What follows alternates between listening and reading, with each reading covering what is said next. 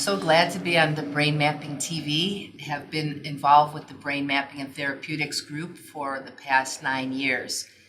Babak Kateb had brought me into this group because it's a collaborative effort between neurosurgeons, neuroscientists, and engineers. I'm a neuroscientist and an optometrist because I do clinical research. Years ago, I discovered that putting glasses on people altered auditory function. So different eyeglasses made people listen better. And since that time, I have worked with JoAnn Verhoog, who's here. She's using piano as a means to change brain function. And I have met Clark Elliott, who's an artificial intelligence professor in Chicago, Illinois, who works with visual spatial constructs. I've met Cavin Balester, who works with integration of vestibular, visual, and cognitive and nutritional components. Cavin is a brain injury survivor. We'll talk later. And this is Amy Pruszenski, who is another optometrist in New Hampshire. And she found that when she started using eyeglasses that changed listening ability, her patients got better faster. As a professor of artificial intelligence and also cognitive science at DePaul, I know and have come to learn over 30 years of research that the brain is primarily a visual spatial processing device. And if we think about this magnificent device, this computational device in our heads, we have something that's roughly equivalent to 50 million desktop computers. And more than half of that is devoted to visual processing and spatial processing. So from a professional point of view, I know that if we want to reconfigure brains, such as, for example, from brain injury, as Cavin and myself lived through for many, many years, then we are going to have to approach that from using this visual spatial techniques to reconfigure the brain. On a personal level, I lived with this rather horrific brain injury for almost a decade and was told over and over again, Clark Elliott, you will never recover because no one ever recovers from this kind of injury. And we have more than 6 million people in the United States living in that condition.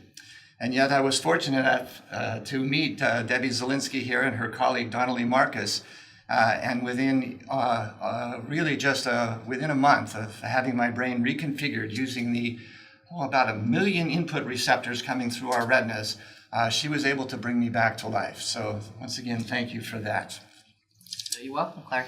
The one thing that people don't realize is that the eye itself is a piece of brain tissue. So if the brain were made out of clay and you took a chunk in your hand and pulled it forward, that is your retina, the inside of the eye. And when we put eyeglasses on, we're changing retinal chemistry, which changes the whole nervous system and internal things in the body. And the layperson doesn't typically think that glasses change internal functions. They only think that glasses change external eyesight. But so many people after brain injury or people with neurodegenerative diseases, have problems internally, and their glasses are fine, they see fine, but they don't realize that a different pair of glasses would make them feel more comfortable. So we prescribe glasses for the side of the vision rather than the eyesight centrally. Dr. Zelinsky, if I might add to that, for many of my patients, many eye doctors use lenses as a tool to get the image clear on the back of the eye. And I like to explain it to patients this way, that we have a what visual system, which most of us are familiar with, but there is a where visual system, which is what we're getting at more with the lenses and prisms and tints and occluders that Dr. Zelinsky has discovered is very effective in helping the brain rehabilitate. And I've had so much wonderful success with patients, not always getting them back to pre-injury status, but certainly giving them back as much as we can in the way of function and comfort. So again, I also thank Dr. Zelinsky for her work, and I'm excited to be here on the Brain Mapping TV program, helping people understand the collaboration that is needed between clinicians who are working with the patients and the neuroscientists who are giving us the science that backs up what we're doing and finding successful. Absolutely, and taking that from a brain injury survivor's perspective, first of all, understanding that one half of our cranial nerves, which is like the highway that takes in information and that sends out information to our body, one half of that directly innervate the visual system. And then 1/3 or 4 out of the 12 cranial nerves are dedicated to the visual system. So Dr. Zelinsky was talking about the neurochemical aspect of this, and this is the electrical aspect of it. We have our outputs going to the eyeball, 1/3 to these two little peepers, and understanding that what we do visually to rehabilitate can affect everything in our bodies, autonomic function, vestibular function, and so many other ways that we can rehabilitate and make true neuroplastic changes through visual therapy.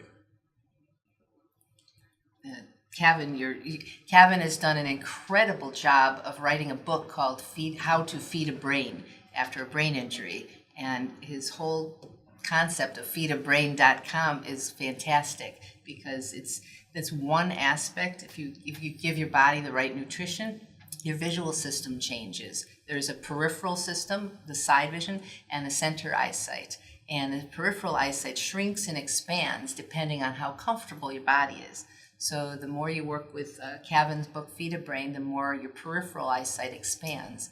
And the bigger it is, the better your balance is when you're walking, the better you're not as anxious because you're aware of things coming. The larger your spatial perception is, which works with what Clark does with artificial intelligence. And JoAnn has worked with posture linked with the eyesight and auditory function. Right. I started as a classical pianist, had a music school, worked with the very gifted and the challenged, and then started altering what we were doing. I made 13 changes to music so that the visually challenged could read it, and to my surprise, the gifted learned 3 times faster with half the practice because of those visual changes. Over the years, I was amazed and surprised that our students, parents would come in and say their test scores had improved, that they were enjoying things they had never done before. Our adults were talking about promotions, and the turning of changing from music to and dropping the piano to just neuroscience was when Dr. Shepard referred one of his colleagues who had sustained brain damage after surgery and was on permanent disability. And in 1 year and 9 months, I had him back to work. And then Dr. Zelinsky and Dr. Marcus referred an autistic child who was 6 months into kindergarten and only knew half of his letters and no words. And in a year and 9 months, he also, besides visual, he had a list of 10 things. He couldn't walk leg to leg in place. He couldn't sit on a piano bench without being supported. Couldn't hold a ball. And in a year and 9 months, he was passed on to first grade. After 4 months, he knew 200 words and was on a baseball team. And so what I learned from this was that in using the physical, the auditory, the conceptual, and the cognitive neural pathways in the body, I could identify which were strong and which were weak. And then I pair 2, 3, 4, 5 strong neural pathway elements with a weak visual neural pathway element and continue testing. The students and adults do 15 to 30 minute exercises 4 times a week, and every 6 weeks we retest, and when we see anything that has moved from a very uncomfortable to uncomfortable or uncomfortable to comfortable, we know we're strengthening those pathways. And that process continues, and whatever the physical elements I've worked with, another group are people who have had a stroke and haven't read for 7 to 10 years, even though they've been in the traditional therapies. They are reading, and the auditory of those who can't speak after the stroke have also moved to being able to speak. And the fun part of this is for the speech, what I've done is worked with visualization until they can see a sentence of what they want to say, and then they just read it. And by doing that, after practice, they're able to have a social life again. That's the whole interesting thing about brain function and brain mapping TV, is that your brain is plastic and it changes. So JoAnn is building up weak pathways by pulling them along, linking them with the strong ones. Cavin lived through that as a brain injury survivor, having to learn how to walk all over again. I have comments on a couple of things. First, Amy, you said we don't always get all the way back, but sometimes we do. Sometimes we do. Just to make this a little bit personal, that Cavin and I are like Lazarus risen from the dead. If you were to see me 4 or 5 years ago, you'd find a man who, after just sitting on a panel like this, I would have to sit down in this room for an hour before I could walk, and I'd be holding on to the walls just to get out of the room. I couldn't understand what people were saying to me. This is so common from brain injury. People write to me from all over the world that we don't understand the world anymore. We don't understand where the ends of our bodies are and the rest of the world begins. We don't understand jokes. We can't listen to the radio and make any sense of this. But in my case, through this magic of brain plasticity, where we take a brain, we find the parts of the brain that are not healthy anymore, and we route channels through the brain through healthy brain tissue, and that part of the brain will take over functioning. So I am now fully recovered in all ways. I am ready to get on with the rest of my life. And I lived that way for almost a decade before coming just accidentally, almost stumbling across these brain plasticity techniques that are so very, very powerful.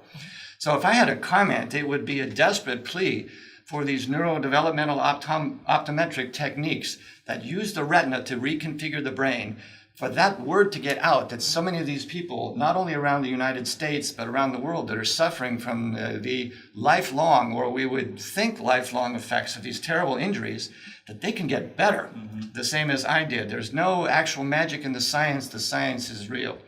And I have a comment, you talked about hearing, the link between hearing and visual processing. And this kind of makes the point about how dynamic the visual processing in the brain and how it's at the core of what makes us human. I'll give you an example.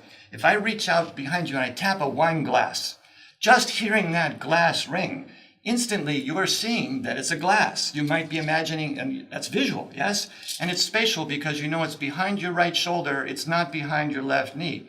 You'll see the color red if you're imagining red wine, or yellow if it's a white wine.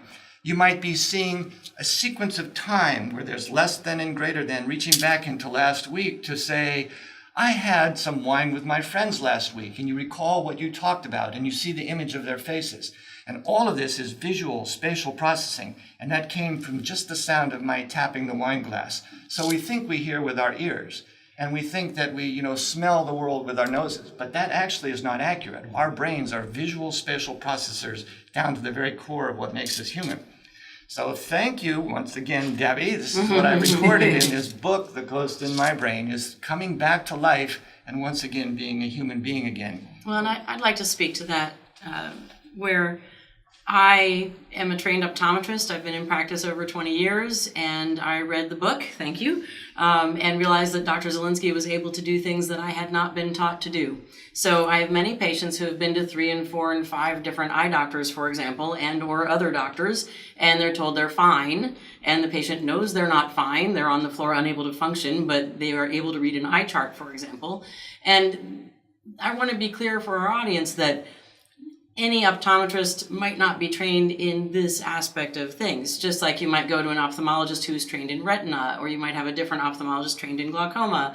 There are different areas where we have extra training, where we understand this eye-brain-body connection. And I do feel passionate working toward having all optometrists at least have a basic understanding of this, so they can at least be screening for these problems and then sending on to optometrists who do this kind of work. So please don't be frustrated if you are a patient who's been told your eyes are fine. Your eyes are probably fine. It may be that the part of your brain that's processing the vision and trying to integrate with your other senses that might be having the problem, and there is help to be had.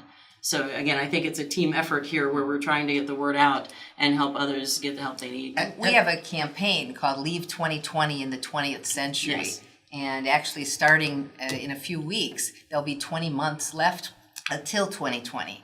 So we have 20 months to get the concept of 2020 should be in the 20th century put behind us. Because so many people come in and they are 2020 and they say, well, therefore I don't need glasses. And they don't realize that 2020 concept was invented in the mid-1800s. It's more than 150 years old. And when it was invented, it was the best thing ever to standardize eye care. But that's how optometrists are taught that, make the patient 2020. But don't make them comfortable, make them 2020. And that goes back to what you said, Amy, with the what is it system. If you sit and you cover one eye and you look at a letter and say, yes, I can see it, and which is better, one or two? This one is clearer? Oh, great, that's your glasses. But that clearer glass might mess up your auditory function. You might not be able to listen as well, or it might twist your posture. Keep in mind that you're thinking, I can't hear very well, or I seem to have attention disorder. I can't study my physics, Balance issues. I have balance issues, or my back hurts, and you don't realize, because nobody's ever brought this concept out into the modern world, that this is a problem with your retinal processing. Well, they have. It's been since the 1920s. It's been brought out, but there wasn't research backing it up. Now the research is backing it up. So and the fact that Babak Kateb has put together such a nice brain mapping and therapeutics organization is fantastic, because it allows us to use retinal neuromodulation to alter what's going on in the body. It's And you should mention this non-visual retinal processing. This is a wild part. that there's a part of the eye that doesn't have anything to do with eyesight, that it has to do with the chemistry in your body or the posture. So when light hits your eye, some of it is used for eyesight, but some of it has nothing to do with eyesight. And the closing example that I use a lot is a mouse running across the room. That if you have a mouse running across the room, all it does for your sensory input is make a little shadow on your eye. Yet what it does to your body, it'll increase adrenaline, it'll tense up your muscles, it changes your thinking. So just a little shadow on the edge of your eye can do that to your body. A brain-injured patient has this happen all the time when anything moves, and it's hard for them to go in grocery stores or anything else. Did anybody have any closing statements? First of all, I appreciate the rising from the dead kind of I'm often asked, how long did it take before you were 100% recovered? And I say 100%. I'm like, QX4W9% recovered, it's a whole different scale, So, but the point is, how did we go from where we were to where we are? And I think figuring out these pathways is one thing that's extremely important. And I love that we're bringing together so many different modalities to solve these problems and to find ways to optimize recovery. The other aspect that I often talk about is motivation. And this is where I love what you're doing, where you pair the strengths with the weaknesses and they just bring them along for the ride. Because when you're working on nothing but the weaknesses, it gets a little depressing, I am so happy to be on this panel. I appreciate you guys so much, and probably had more to say. Thank you, Cavin Balester from feedabrain.com. Thank you, JoAnn Verhoog from the Verhoog Neuroscience Institute. You had something to say, Amy? I just wanted to say a final word. I'm grateful to Dr. Kateb for the Society for Brain Mapping and Therapeutics, because one of the biggest barriers, and their goal is to break down barriers, is there's no research. Well, the research is there, first of all. It's just people aren't reading it or paying attention to it. And now we have a direct group that we can work with in team, in collaboration, to have the research we need to back up what's been working in clinic, and we can help more patients that way. So I'm very, very grateful to this organization, and I'm glad that you're hearing this, and hopefully this will help change some lives. And thank you, Amy Pruszenski, an optometrist from New Hampshire. And thanks to Clark Elliott, author of The Ghost in My Brain. And this has been a really nice panel to show how everything works together. And as you said, the research is there. It's just in the neuroscience journals.